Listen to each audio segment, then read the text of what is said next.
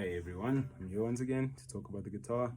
Those were C major triads all over the neck, going from second inversion to root position to first inversion to second inversion, back to first inversion to root position, second inversion to first inversion to root position to first inversion to second inversion to root position to second inversion to first inversion. But the reason why this first inversion sounds weird is because my 12th fret on this guitar is very messed up, so it turns into like a sus chord, and then root position, and then second inversion. Now, that takes a long time to get used to. Yesterday's video, I spoke about how I would learn the fretboard, and I guess today is just a continuation of that. Now, there's no one way to learn the fingerboard, fretboard, whatever you want to call it, depending on where you live in the world. But it's important that you know the notes. It's important that you know that this is an A note and that it sounds 2 octaves above that. You should know all this stuff. And again, it takes a while to develop it. I'm still developing it. I'm making this video for myself and others that are on this journey of learning this map we call the fretboard, okay? So yesterday I spoke about how you should understand the modes, or the major scale and its modes. So C major, and then D minor, etc., etc. Today I want to go over the concept of the chord scale. I'm not going to talk too much about it. It's like a music theory concept that can get very confusing very quickly. But essentially the chord scale is just taking the note, every note of the scale. I can't take that note. Where am I gonna? So it's gonna be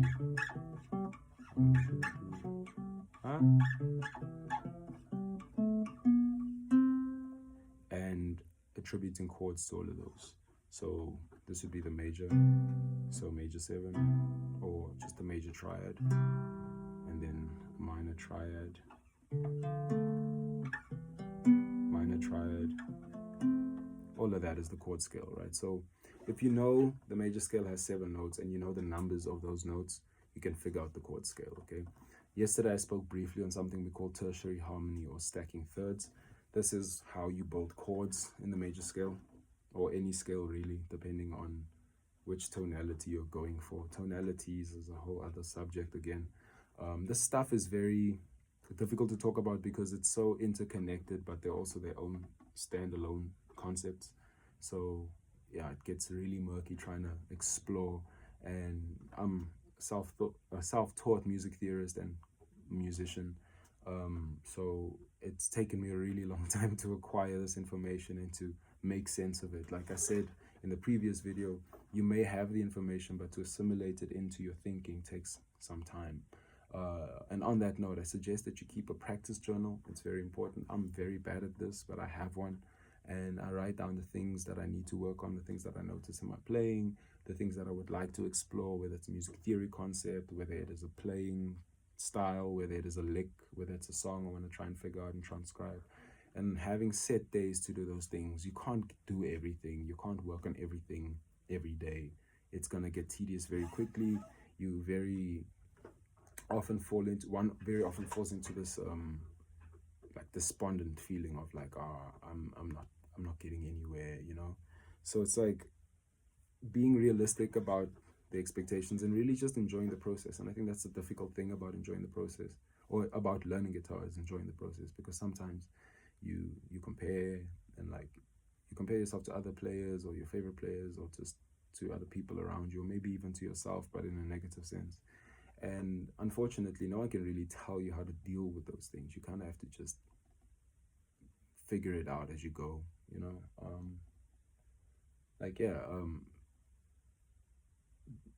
Playing music, learning an instrument, learning a skill, I've said this before, I'll say it again, it's not really about the instrument itself. Like these are just notes that we've gotten used to hearing and ordering, and it's just like an alphabet. It's just like color wheels. It's things humans like to do to spend time away from themselves, you know, like art, that's what we call it.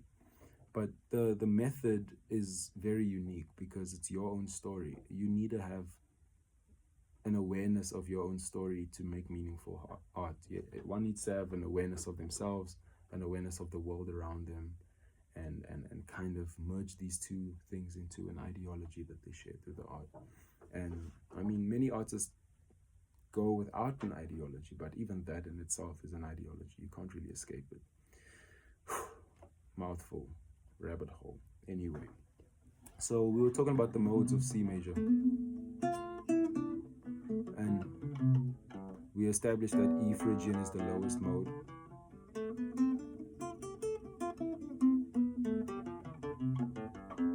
I'm playing without a pick today, so it might take me some time to get it right. It's a bit sloppy.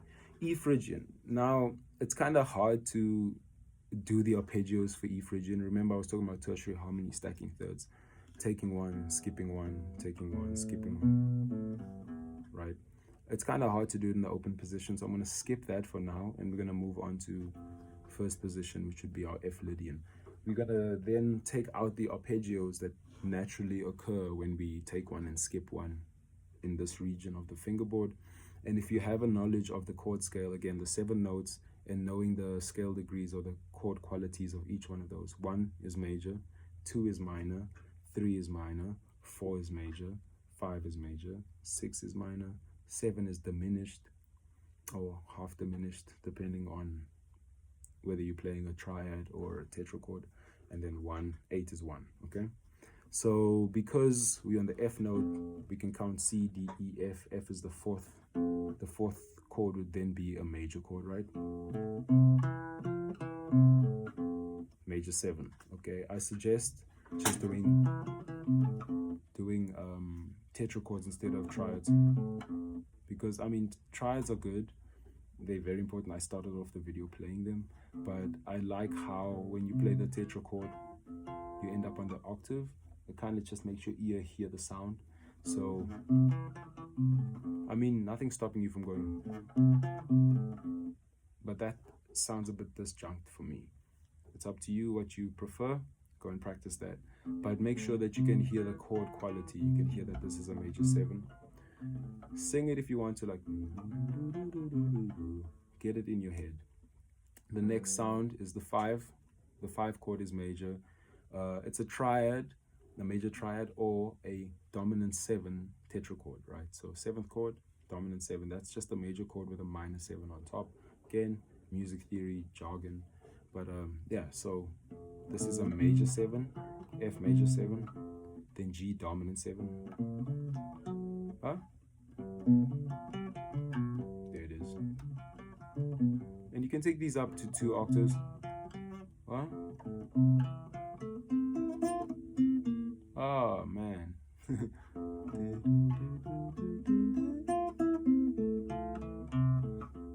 But I suggest 1 octave at a time, because you're going to get up to that high octave.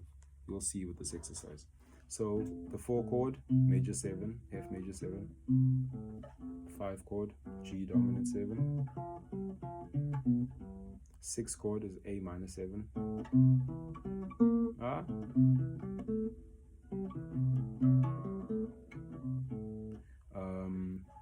The 7 chord is B minor 7 flat 5, or half diminished.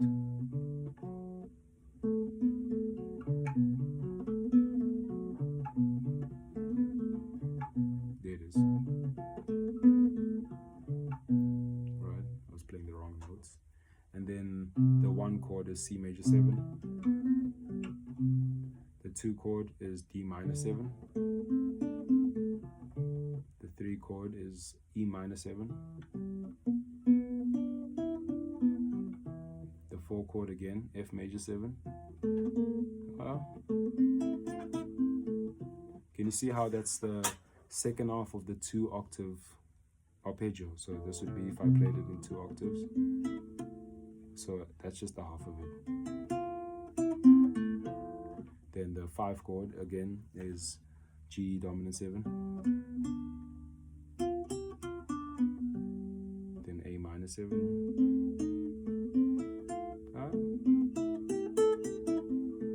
B diminished. Oh, this is so difficult.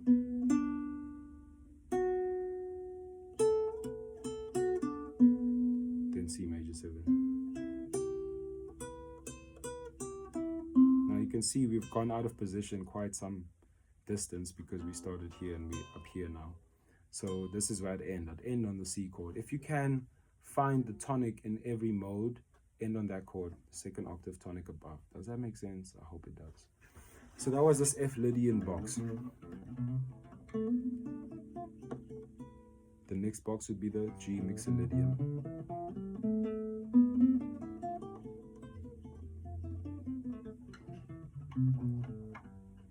G is the 5, and we've established the tetrachord would be a dominant 7, so 5 chord is dominant 7. Then the 6 would be A minor 7, B diminished,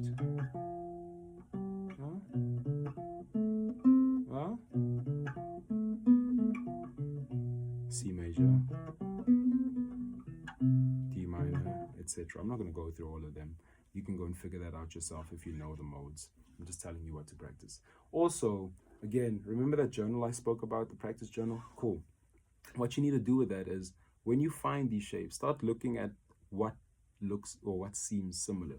You will notice that the major 7 shape, when you started on the E string or the A string, it kind of looks the same. What do I mean by that? It's that jump, that jump. So 1st fret, 5th fret, 3rd fret, 2nd fret, 3rd fret.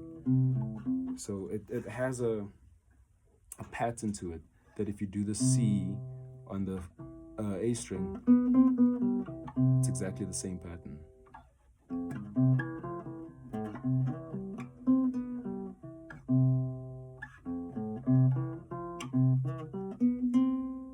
Right?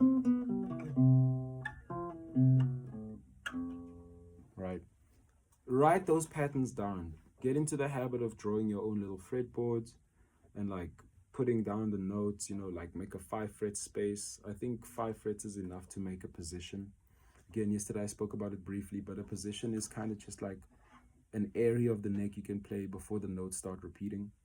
For me, my personal definition of how many frets can be in position is 4, because by the 5th fret, you kind of double notes. What do I mean by that? On the 5th fret of this E string is the A string. I'm in this position here, right? So I can play everything here. I can play it down here. They're 2 separate positions. So if I was in the 5th position, again, a position is denoted by which fret the index finger is on. So if I were in 5th position, that would be 5th position for me, because if I'm here, I'm in 6th position, because these 2 notes are the same. Right? So this would be my position. 5 frets is a position for me, personally. You can make 12 frets a position. It's up to you. Okay? What else would I practice? So after I've done those arpeggios, I'd also try and find chord shapes. So, here. And then trying to find the 2 chord. There it is. So here's the 1 chord. Here's the 2 chord. Where's the 3 chord?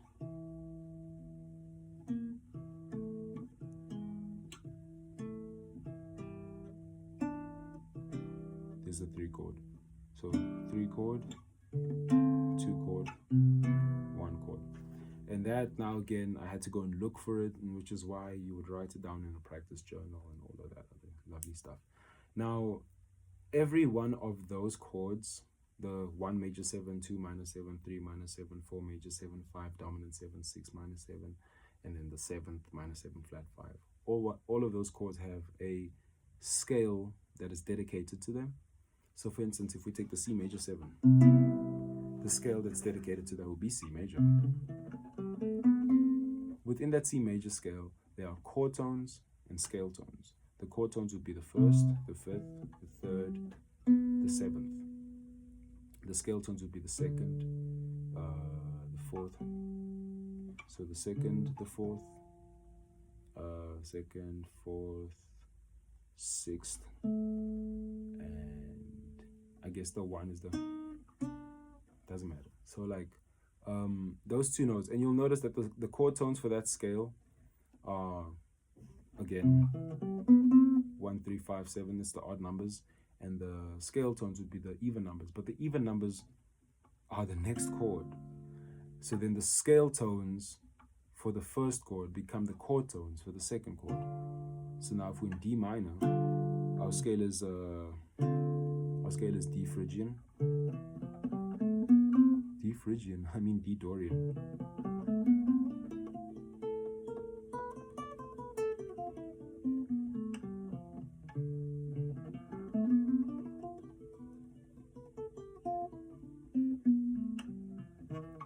And that scale of D Dorian has the chord tones, which is the 1, the flat 3, the 5, the flat 7, right? So that would be the chord tones. The scale tones would be the second, what? So the scale tones would be the second, the fourth, the sixth, and I guess the 1, which is, it's not. So the scale tones would be the second, the fourth, and the sixth, which again becomes the 2 chord of the 1 if you're thinking Dorian. So the scale tones for Dorian become the chord tones for Phrygian and so forth. If you don't understand what I'm talking about, that's fine. That means you've got things to go and explore. And again, this is theories that I've developed over years of self-study. I do have intent of attending like jazz school or whatever. I just need the money for that. But it's definitely something I'm interested in doing. Okay, after you learn the modes, the chords that the modes are from, and the scale tones, the chord tones, you can start exploring things like non-chord tones or non-scale tones. So like the flat 5 or the sharp 1 or whatever, like stuff that's not in the scale, the chromatic notes. And you can find ways to use those things. I'm not going to talk about it now because that's a bit too far out. Okay, cool. I really hope this was helpful. I think I'm going to make a long form video on the circle of fourths and fifths and how I use the modes to navigate the circle. It's a very useful method I've developed for guitar practice, because usually when you learn modes, you learn them like, when you learn music in general, you learn it from a pianist's perspective. I've realized like all the material that I look for concerning some deeper aspects to harmony and scale theory and stuff is like piano centric. Maybe I've been looking in the wrong places, but I have figured out a way to navigate the circle of fourths and fifths using the modes in order of brightness to darkness. If that's something you're interested in, please subscribe to the channel. I don't like doing the call to action bit of videos like, hey, subscribe to this channel. I don't like it. But please do. And share the video with a friend or whatever. And leave a comment saying whatever. It doesn't even have to be about the video. The channel's gonna go through some changes, by the way. Not that there's much going on, but I'm planning on dividing how I roll out my content in shorts and the 2 separate long form ideas that I have. I'm not going to talk too much about it, but shorts are going to be a very frequent thing, but they're going to be quite informal.